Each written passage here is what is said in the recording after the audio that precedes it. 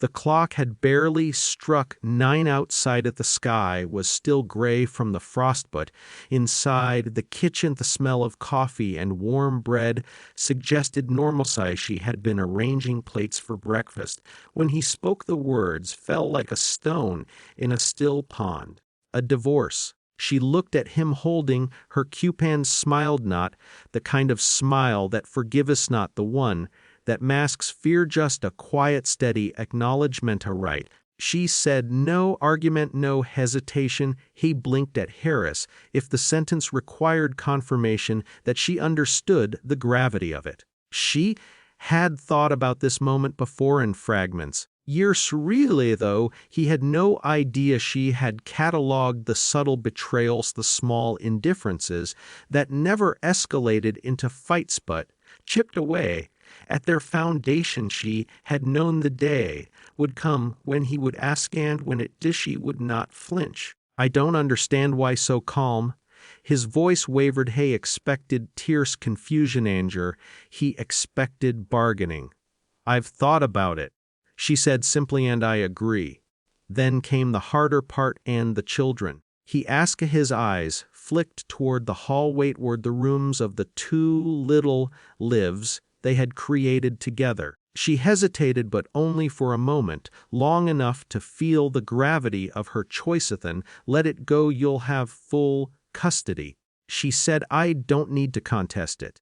The silence that followed was thick. He leaned back, unsure if he had heard her correctly. She imagined him calculating the immediate consequence, which was all he could see. He would get the children's house, the holidays, uninterrupted, everything he wanted at the surface level. But she knew something he didn't.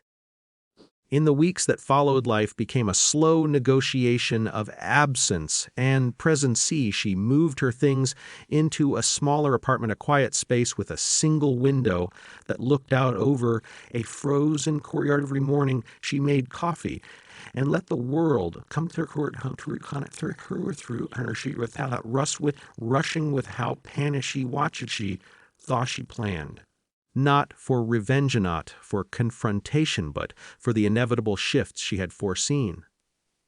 Then the intervention came. Was her husband's financial advisor, who called an ordinary man with an unassuming voice, explaining in detail that his investments were far more precarious, hidden behind numbers. He imagined mistakes, hidden but never fully understood losses that would soon make the court mandated custody arrangements, a secondary can toss a finger. If was the anger to lift a finger. The authority, the law of finance, did it for her. Came to her apartment one evening, gun-sure and taut eyes darting as if the walls themselves might betray him. I didn't see this coming, he said. She poured him tea, letting the steam curl between them. No, she said, you didn't. He left with nothing more than the polite excuse of leaving early to review paperwork. She didn't glow, didn't smile wider than necessary. The shift had occurred clear as daylight without her raising a hand. It was a quiet victory.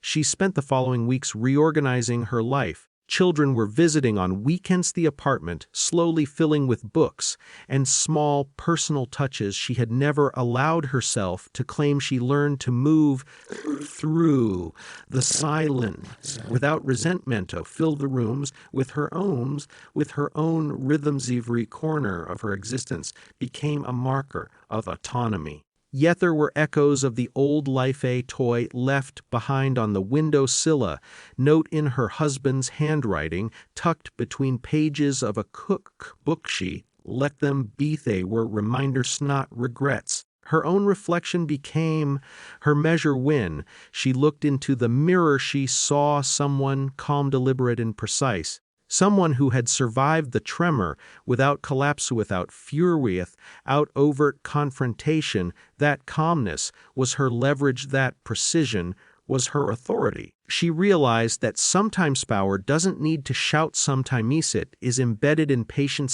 strategic silencing, allowing external forces to reveal the truth, the financial miscalculations, the legal formalities, the slow unfolding of consequences. All of it affirmed what she had known all along: she had not lost.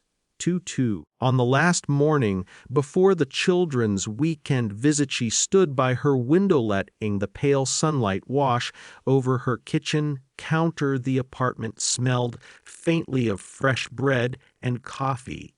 She heard laughter from the courtyard below, children playing oblivious to adult schemes and stratagems. For a moment she felt the tug of absence, the hollow ache of what she had surrendered in form, but not in spirit. Then she breathed in slowly, deliberately. She had chosen this path and had brought her clarity, autonomy, and quiet authority, not dominance, not revenge, just control, measured and true. The phone rang. She didn't rush to answer. She waited until the moment felt right. When she picked it, it was her lawyer, confirming a minor but favorable adjustment in the financial settlement. She nodded, sipped her coffee, and hung up outside. The children's laughter continued, and for the first time in years she felt entirely unhurried.